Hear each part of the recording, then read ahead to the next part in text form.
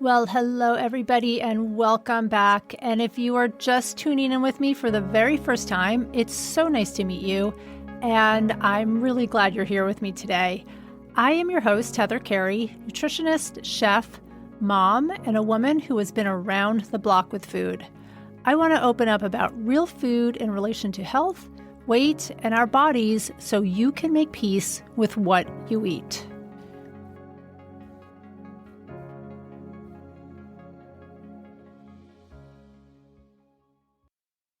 Today, I am talking with Sheila Carrol. Sheila is a board-certified pediatrician who is dedicated to helping children achieve their best health.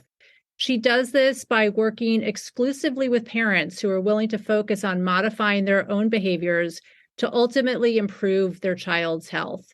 So I'm really looking forward to this conversation with you today, Sheila, because I truly believe that parents pass down a whole host of food beliefs to their kids, not only from a cultural standpoint, our traditions, the food we eat, or the foods that we celebrate with, but also from the perspective of body image and dieting. I mean, I know in my family, this was certainly the case. You were either on a diet, you were taking diet pills, and women were not really allowed to enjoy their food. Women had to sort of be very discriminating with what they ate and just always watch their weight. So my family was notoriously judgmental of weight, especially if you had some weight to lose. It was seen as a true character defect, I think. Mm-hmm. So I know you work with kids who have weight to lose, but this really starts with the parents, right? So in my practice, I get calls all the time from women who want me to see their daughters, sometimes their sons, their teenagers, mostly teenagers that they're asking about for their kids' weight issues. When I think what I hear them saying in reality is, I've got my own beliefs about what eating and weight should be and should look like for my daughter. And if she could just have some more willpower, then she could lose the weight. It's probably how they grew up, right? So again, I know that it really starts with the parents. I think that you probably might agree with that. And the parents, it starts with the parents first, and they need to really look at their own beliefs around food and weight loss and how to go about that. So tell me more about what you do and how you work with parents and with the kids, and why you have chosen to focus on, I think, the parents first before kids when it comes to weight loss. Yes. Well, first, thanks for having me, Heather. Really appreciate it. We have so much in common. And, I hear stories like the ones you just mentioned a lot myself. So I have a couple reasons why I do this. One, I have a personal story, meaning I was an overweight child, a child with extra weight, I guess is one way to put it. From the time I was 10 years old onward, I think I carried more weight than I really wanted to. And I didn't know what to do about that. I personally didn't, my parents, and not a single time do I ever remember them commenting about it, or my siblings certainly did. But my parents were great in that respect. It wasn't a character flaw. It wasn't anything bad about me as a child.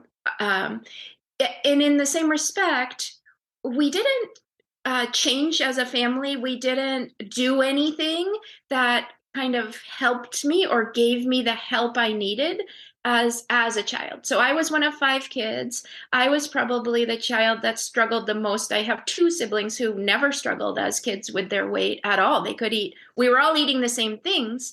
I probably was eating a little bit more than other people in my family. But so what I'm trying to say is, every child is different in a family, number one. And I think if parents, well, first of all, refraining from I love that my parents didn't tell me that I needed to change to be better. And that is my starting message with every family that I work with, every parent that I work with. We want to approach this as your child is 100% acceptable and valuable and worthy just as they are right now, right this second. Yeah, even if they gain 100 more pounds, still 100% worthy, still valuable. So we're not trying to change them to make them better, make them more valuable, make them more acceptable. We want to accept them as they are, and oftentimes parents, there's a lot of work to be done around that. And when you were mentioning, the stories that you were just mentioning, what came to my mind was parents have a lot of fear, and we have a lot of fear about when our children, either we'll just talk about weight, for example. When Mhm. a child tends to be gaining weight, it can strike a lot of fear in a parent. Health fears, okay, I'm concerned about their health. And then social fears, I don't want them to be bullied. I don't want them to be singled out. There mental health issues surrounding that. So it can be very fearful and worrisome for parents. So there and so parents need a way to address the issues and talk about it. Well, first of all, they need to figure it out. They need to get to a place themselves where, okay, this is striking some fear in me. Okay, I need to look at that, and I can do that without my child even being involved. So first of all, let me focus on myself. How am I thinking and feeling about what's going on with my child?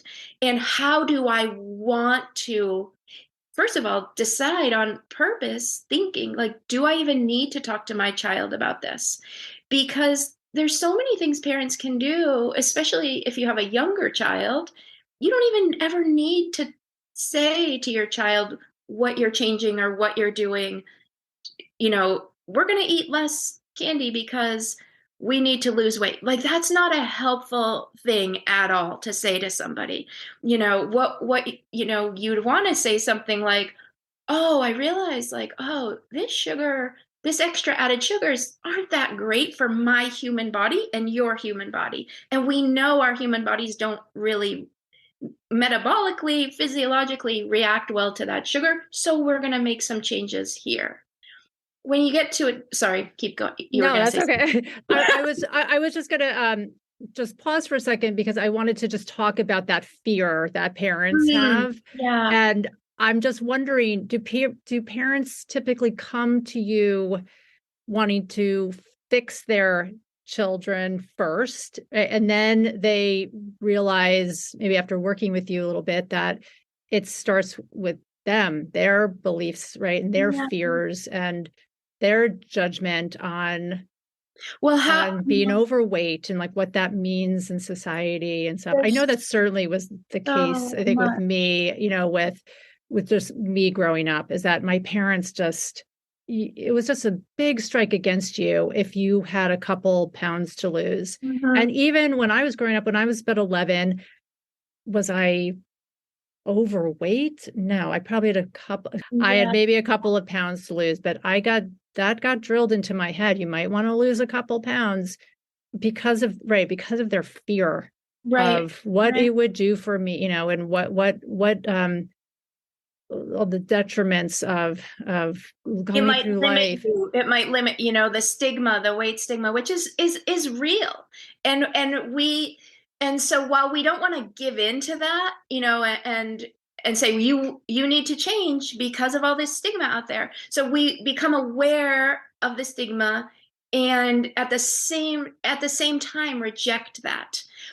And at the same time understand that, you know depending on the situation, we what I try to get parents to focus on is the health, the overall health of your child, because really weight, it if you happen to be carrying extra weight, 100%, it doesn't necessarily mean that you are unhealthy. That is, we all know that, right? Just because you have a couple extra pounds or you're carrying extra weight, you can be perfectly metabolically healthy. You can run all the lab tests and do all the things. However, what we also know is that over time, continuing to be that way, especially if you're a child, if you're a child who's 15, hopefully you have 70, 80 more years going on, in your life.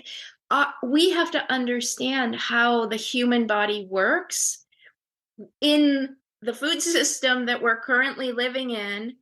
Our human bodies weren't designed to be handling this kind of highly processed, so much added sugars. So We weren't true. designed to be sitting so much. We weren't designed to be on our screens. We weren't designed to not be sleeping like we do here in the US and all of, most places in the world. So, I think I 100% help parents shift it from weight and appearance and valuableness and help them get away from the fear and help them understand why we're talking about health. We're talking about overall health and mental health. And honestly, the best thing for a child's mental health is having a parent that fully accepts them, and that the child doesn't need to change at all ever for the parent to love them completely for who they are right now. Yeah, I definitely have some parents who I think they're just trying to help, right? They're just trying to do, well, but the way they speak to their kids or the way that they say like, well, I have two other kids at home. They don't have a weight problem. They can eat whatever they want, But that's incorrect. The truth is, they really shouldn't be eating all the things. right. Yeah, metabolically speaking, from a health perspective, nobody on this planet should be drinking Coca-Cola. No one. There's Exactly. and that's a very, very common misconception. I think that our community has that. My son's playing Little League right now, and we have a snack shack, and we're selling our kids soda, and we're in Sour Patch Kids, and the boys go to all the kids, the girls play softball. They're all going there every day, and so it's just a very, very common, common misconception that if you look thin or you don't seem to be carrying extra weight, you can eat whatever you want. And Hmm. that's a recipe for disaster too, because now we're seeing more and more and more people developing metabolic problems in their early adulthood. Absolutely. And I think that there's a big intuitive eating movement and health at every size and just back off, like let me eat what I want to eat. And does extra weight really mean that I'm going to have problems in my future? I think there's enough evidence. I think you and I probably both know that there is a plethora of evidence saying that carrying extra weight will contribute in the long run to these lifestyle diseases, right? Heart issues, diabetes. Yeah, I mean, it's more like a signal that your body's not tolerating what you're eating. So it's really like a message. Your extra weight or my extra weight is a message to me that what I'm eating, how much I'm moving, how much I'm sleeping, my body's not handling it very well. So it's not that the weight itself like would directly cause heart problems, but they're all linked. It's all inextricably linked together. And now more and more data is coming out showing, metabolic health is so important for mental health, and for prevention of Alzheimer's disease, and it's just whole body inflammation. I mean, it's so fascinating and so what's the right word? Like liberating, honestly, in a way, because if we know this Mhm. now, oh, we can start helping our kids understand what they can do to stay as healthy as possible. So I love so much of like, I wish the intuitive eating, I love intuitive eating. There's so many, I'm with a caveat, if intuitive eating would just add in and choose 90% of the time, choose whole, real, unprocessed foods. And then I'd Right. be like 100% on board with that plan. But if, my understanding of intuitive eating is they're like, well, if your body's telling you to eat Oreos, go ahead and eat Oreos. You need that.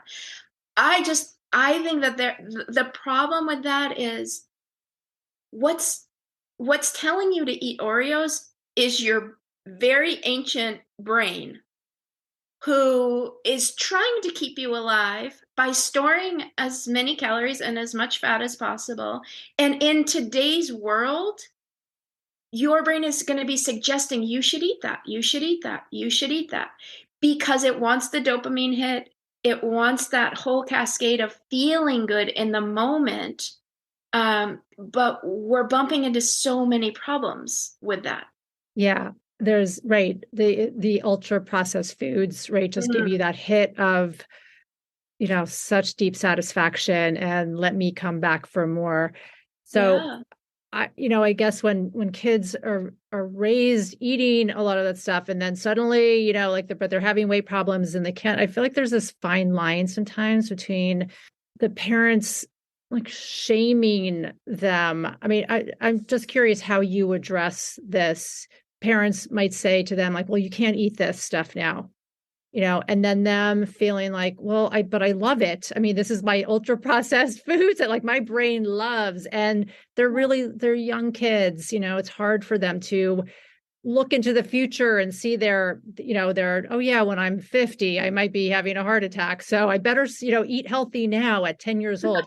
So They just can't do that. I have an yeah, 11-year-old son, and so his concept of the future is about 10 minutes from now. Like he can't, right. and that's normal. And the reason why kids can't make these changes on their own and why the parents have to get involved for this to be a success is that the kids prefrontal cortex, like the most mature, the thinking part of your brain, the most evolved part of our brain, that the CEO, for example, the CEO of your life is what your prefrontal cortex is. It makes a plan. It's able to follow the plan. It understands the pros and the cons. That part of our brain is not developed until we're 25, fully developed until you're 25 or 26 years old. So asking a 10-year-old or even a 15-year-old to make healthy choices all the time when there's other options available, which are more gratifying in the moment, we have to understand as parents why they're making those choices. Of course they want to be healthy. Of course all kids want to be healthy. Hmm. And no one is going around, eating Sour Patch Kids saying, you know, I'm excited to not be healthy. I am hoping I'm, messing up my metabolic health. They're just Right. not. So any kind of shaming or like, why'd you eat that? You shouldn't have eaten that. That's not a helpful approach at all. And so these are the skill sets the parents need to learn is to zip it, as my mother would say. Right. Yes. I see my son choosing foods that I would wish he wouldn't choose. Okay, that's fine. So now my job is to not shame him, not even comment on that. And at the same time, maybe not right in the moment, but at the same time, ongoing, find ways to provide him education. You know, oh, the reason you really like those foods, or the reason you like those foods, see how it's affecting your brain. We teach them that these foods are designed on purpose in a lab or in a manufacturing company with Hmm. I said they're not designed for your health. They're designed to make money for the company that's making them. And so and also so kids need to understand their physiology, what's actually going on in their body, and also the world that we're living in, the marketing to kids and the why they want to eat them. And parents need to do that too. And then as parents, what we can do is control what we can control and understand the milieu that our kids are living in, and remain connected to them. And I use this term supportive, which is like what we really want to be doing is supporting them, showing them a lot of empathy and also just a lot of compassion, but also confidence. Like, I know you're gonna learn this, and I know you're gonna learn, to be healthy. Do you feel like you are spending most of your time just seeing the parents, or do you see the kids also? It really starts with the parents, but what if the parents what if they have work to do with themselves? Well, this is the thing. I mean, the truth is, well, in my opinion, all of us parents have work to do. Period. To be the best person, to be the best person that we want to be the parent that our child needs us to be for them. And so I'm a huge proponent of parenting coaching, and parents learning how can I change myself to help my child. I remember when I was working full time, more than full time. For a long time I had a very busy job at a hospital, and I remember a nanny that I was going to hire. She said, "Well, what's your parenting style?" And my response to her was, "Well, this was even prenatal. I only had, I think I took 12 weeks off, and then I was going to go back. So I was hiring someone to help me when my son Theo was a newborn, because I had to be in the hospital for 12 hours, blah, blah, blah." And I remember saying to her, "Well, I don't have a parenting style. I need to wait to see what he's like, what his temperament is like. And then I'm going to bend myself. Then I'm going to change myself to be what he needs me to be." And I think we parents can do that, not to bend over backwards and give them, it's not that, it's not a, I don't mean it in that way, but there are kids need their parents' full support and full love and full acceptance. And so I do think parents there's always work to be done, for how we think about things, react to things. And it's so powerful when you realize, like, the influence you have over your child. And it's kind of never neutral. It's positive or negative at times. And no one's perfect, obviously, and nobody expects anybody to be perfect, but there's certainly things that we know kids thrive better under. Well, let's go back to that, just the like traditional medical approach, because I think that there's a lot of parents who really have no idea how to eat. I mean, they're as confused about what to eat. I mean, because I see these women, so I mean, there is so much confusion in the world about exactly how to eat. So parents didn't come with like a degree in nutrition, right? So and they could be doctors eating don't agree. Medical doctors don't agree on what. Exactly. I mean, medical doctors you have you're like at an advantage, I guess, because most doctors really don't come with a nutrition degree or an education. And we did next to nothing in medical school about it. Exactly. So but I think that some parents want to defer to the pediatrician. Well, let me have the pediatrician talk to my daughter about this, and so it's not coming from me.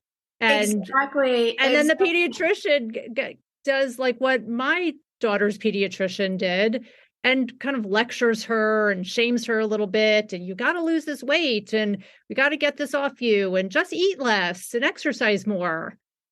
I remember my daughter. I almost killed the pediatrician because and and she. That is not uncommon story. That is a very, myself included, even when I was 10, I remember going to our pediatrician with my mom, and he said, you got to get her to stop eating. Like, that's what he said. I was like, stop eating. Like, what? Just gonna But stop I still eating. remember that. Yeah, and he sent me home with a pamphlet of the calories of every food. I distinctly remember this pamphlet because I studied it. I was supposed to eat 1,200 calories a day. So here I am, 10 years old. I'm like, oh, I'm hungry. Way Okay, too low. apple, 60. I know, crazy. But that was the medical approach, and that honestly, in a lot of, so it just depends on the doctor you happen to have. So a couple things, what's their own interest level in nutrition? I think a lot of doctors who have never struggled with their own weight don't understand. It hasn't been a problem for them. They don't, just eat less, move more, eat less, that old strategy. Mhm. Well, that doesn't work. And whatever that person happens to be doing is working for them, apparently, at least on a weight standpoint. It might not be metabolically, it might not be working that great for them internally. You would never know until you tried to figure that out through labs and such. But it's but the medical approach is bring your doctor, bring your child to the doctor. I used to have weight follow-ups for people, and they would bring their little 8-year-old child to me. And then the and really who I needed to be talking to were the parents. I didn't even need that little child there. And Mhm. I wish he didn't even come. And I wish he didn't step on the scale, and we tracking that. Um, but that's the current medical approach. It has to do with reimbursement. It has to do with getting paid for it. You can't bill for the reimbursement for just talking to a parent is lower to non-existent, so the child Mm. needs to be there. But I think this is why we're failing. And also it's when I try to talk to an 8-year-old child about making better food choices. I mean, I might as well be, I don't know. I just felt like bang head here, like, Yeah.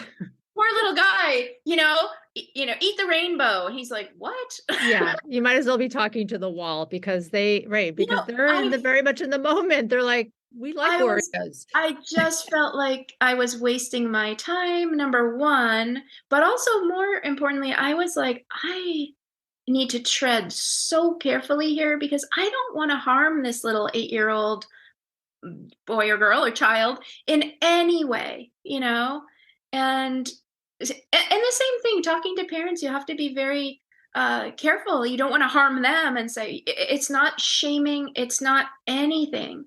It's meeting somebody where they are and understanding where they are, what's going on, and how can we potentially change things to improve the health of the whole family, really.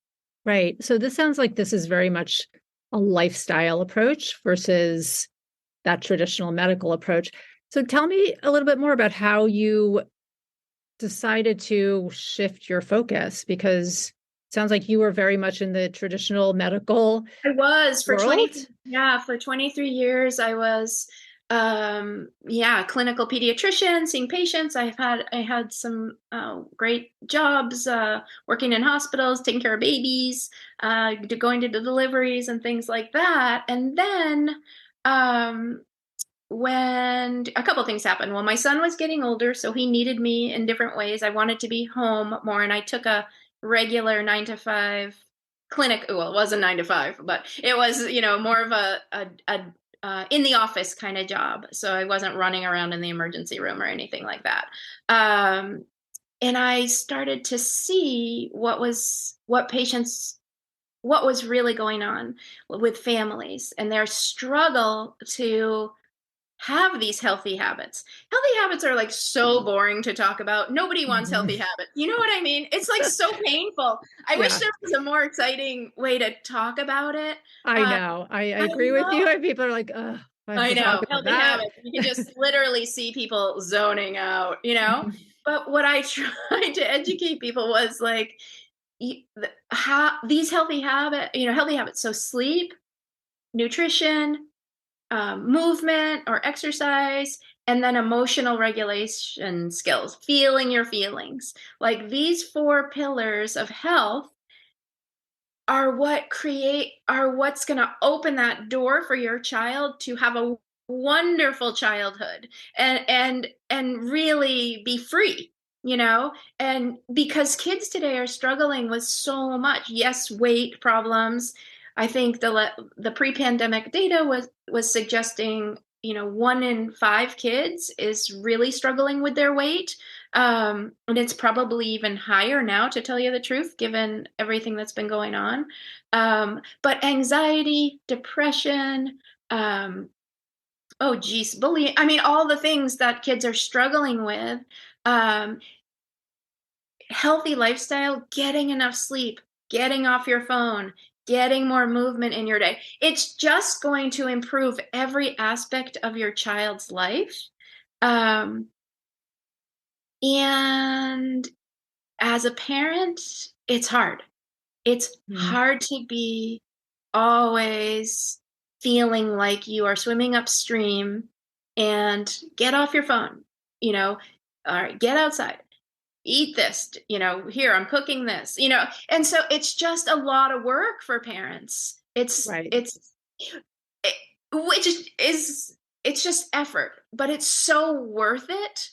So back to answering the question, I was seeing what people really need, what these kids really need are parents who are living this lifestyle themselves, who are modeling this behavior themselves, who are the parents who are getting some exercise themselves, the parents who are prioritizing sleep, the parents who understand their own emotions and who have stress management skills and can teach those to their kids.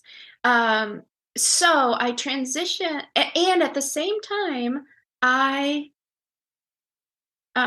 came into coaching. I hired a coach myself, and I became introduced to coaching as what I had never heard of it before a few years ago. And it was so powerful, and I honestly, I felt changed and transformed. It's just the mindset part of things.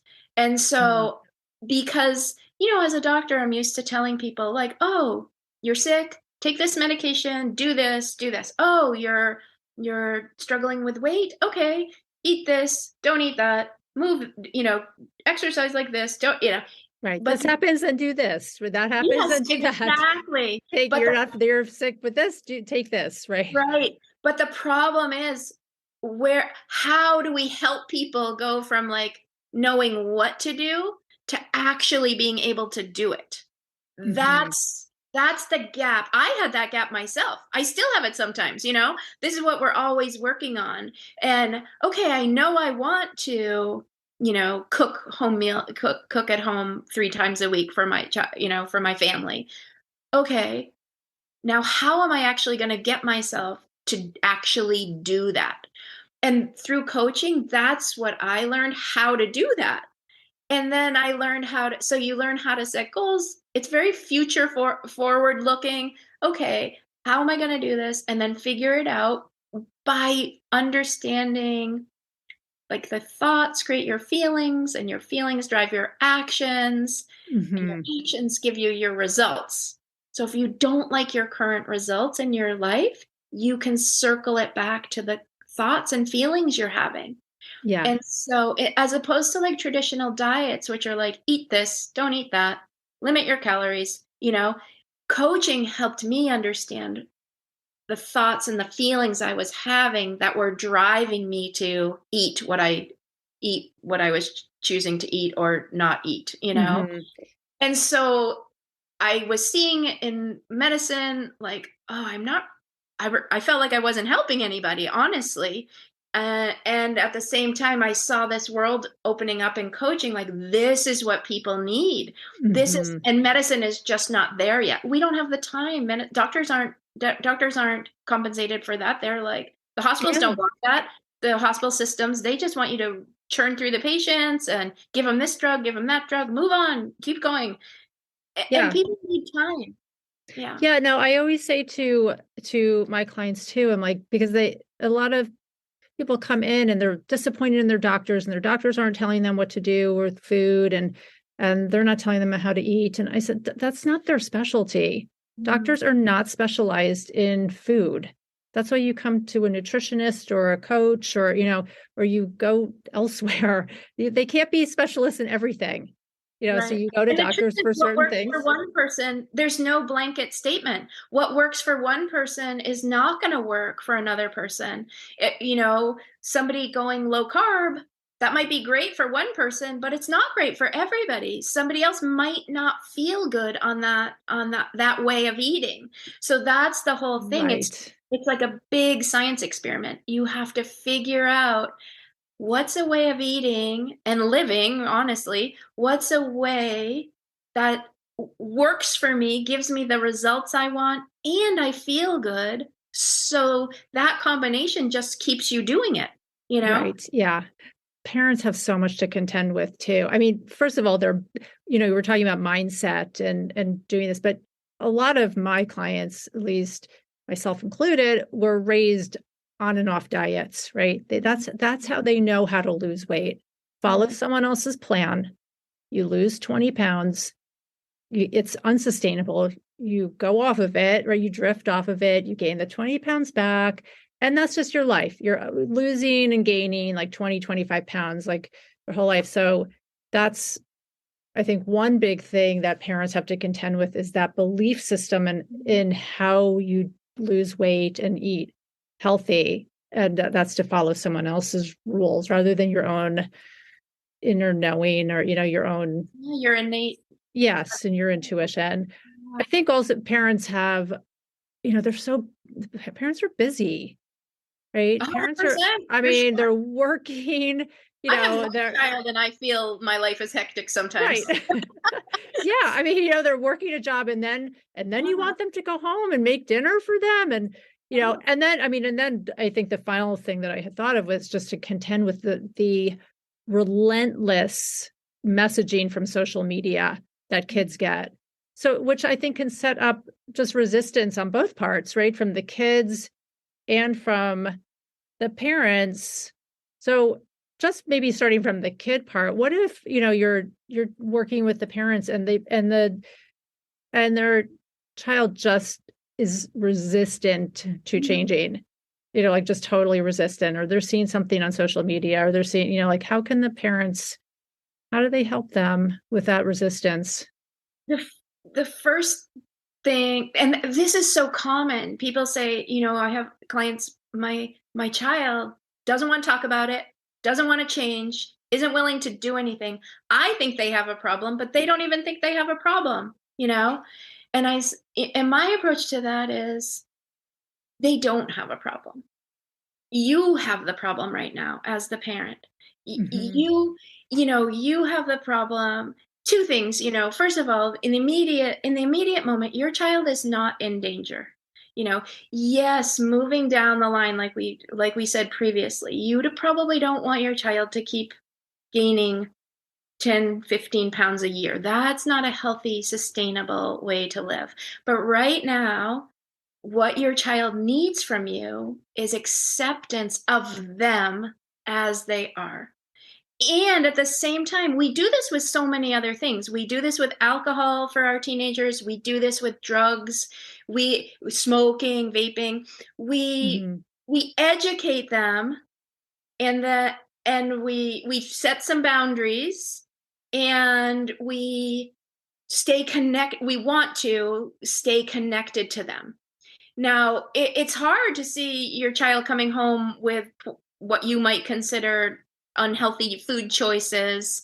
Um, but where the opportunity is for the parent, again, is to, first of all, do the work yourself so that you understand what's going on with your child, why they're eating that, why they're choosing that. They might not even know. And so, as a parent, you might never understand why your child keeps doing that, because your child might not be able to quite figure that out themselves.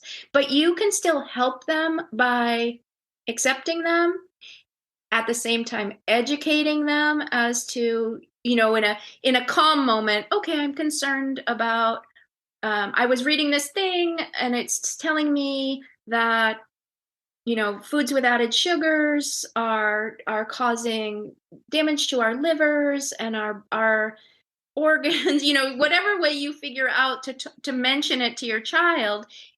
If they say, I don't want to talk about that, then okay, we have to respect that in a way, and at the same time say, well, it's my job as your parent. I really feel so strongly about this. I feel it's my job as your mom to share with you what I know about health and because part of my job is to keep you as happy and healthy as possible. If you don't want to talk about that right now, okay, let's figure out a time when we can talk about that, because it's so important to me that I just need to share this information with you. And then as the parent, fully accepting your child, staying connected to them, and managing your own mind when you're seeing them do things you wish they didn't do is a lot of work, and then also being that example yourself, you walking the walk, so to speak. And you don't have to be perfect, and it doesn't mean your house has to be clean of all added sugars and processed foods, but you really have to be living that way yourself, because what you're trying to instill in your child is that they are a healthy person and health is valuable, and it takes effort to maintain our health. So that's a really good point. I'm sorry to interject, No.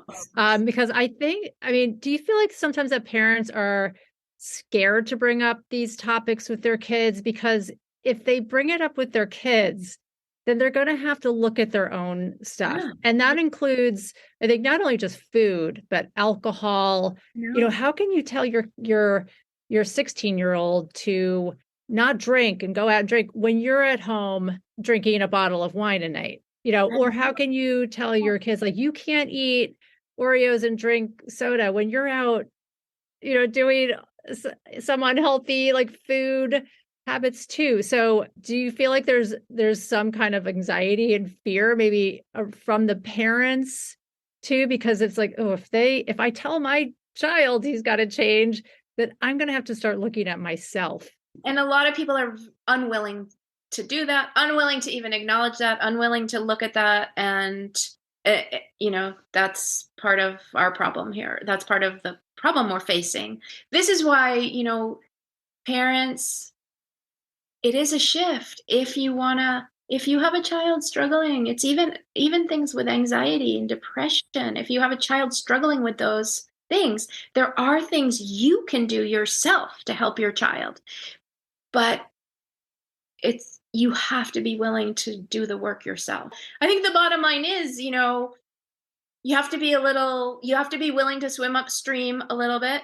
You have to be willing to be weird and be the person who, brings the vegetable tray to the soccer match instead of the brownies or the cookies. And, and it takes effort for sure. As a pediatrician, every single kid I saw, they just love and worship their parents. I mean, it's just so beautiful, right? And so with that, as parents, this is where our power comes from. This is where we could step into that power and really help them and model the behavior we want them to see.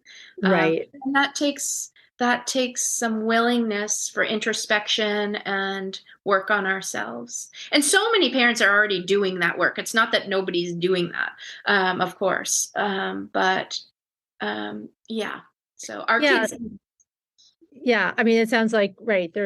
I'm just sure that you have success stories and clients and parents doing that, but there is this certain uphill battle because it's not like you're just not focusing on the kids, but you got to get through the gatekeepers first, right? And that's the parents. So, I mean, so it can be a challenge. I mean, I know on my end, it's a huge challenge, But sometimes then for when me. you do break through a little bit and you feel that win, and you feel better and you see, oh, my child's doing better, then you're like, oh my gosh, then it gives you a little bit of momentum.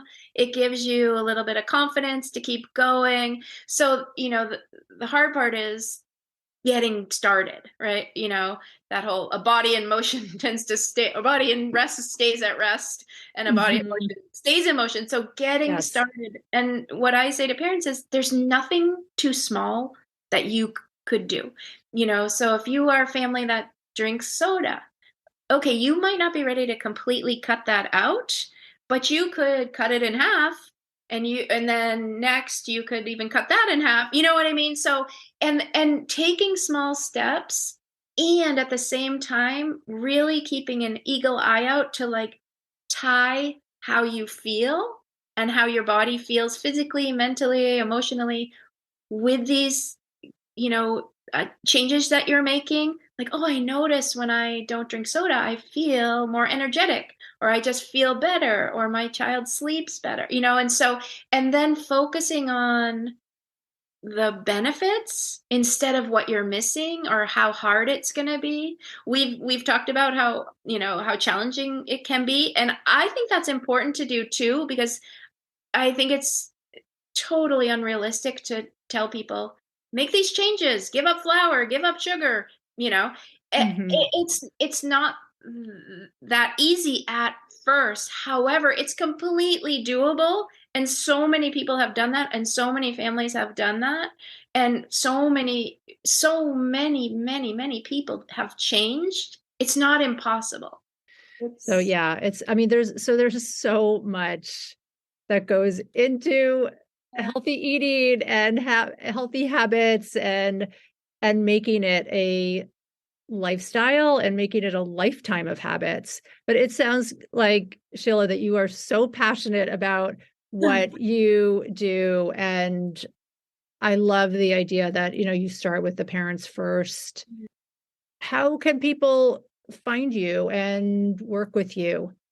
The easiest way is my website. So Okay. I will it's link that in the show notes okay. too, so Yeah, no and one has to anybody worry could about it. email me, or if they had a specific question. I'm also on Instagram. I have very mixed feelings about using social media, but I know lots of people do, and it's a way to be in contact with people. But yeah, at Sheila Carrol MD. Okay. I will Yeah, link that all in the show notes. But you have a program that you work I'm with parents? Yeah, I'm coaching individual parents right now. One-on-one coaching is what I'm doing right now. In the future, I might have a group program.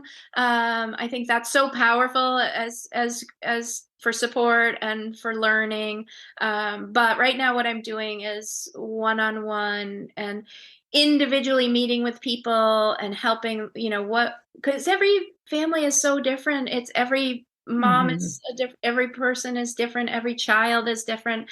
And so we really get focused time to dial in on what goals do you have for yourself as the parent? What goals do you have for your child? And, let's work on making those happen. Yeah. Sheila, thank you so much. We had so much to talk about. I I think know. you need to come back sometime soon so we could finish our conversation. We just a lot to share with each other and a lot in common. So thank you so much. I really appreciate it. Thank And you, Heather. Thank you so much for speak to having you me. I soon. appreciate it. Sure. And as always, if you loved this podcast, please consider gifting me with a 5-star review. It is so helpful for me to get the word out on real eating, our real bodies, and real food stories. Thank you so much and have a great week. Bye for now.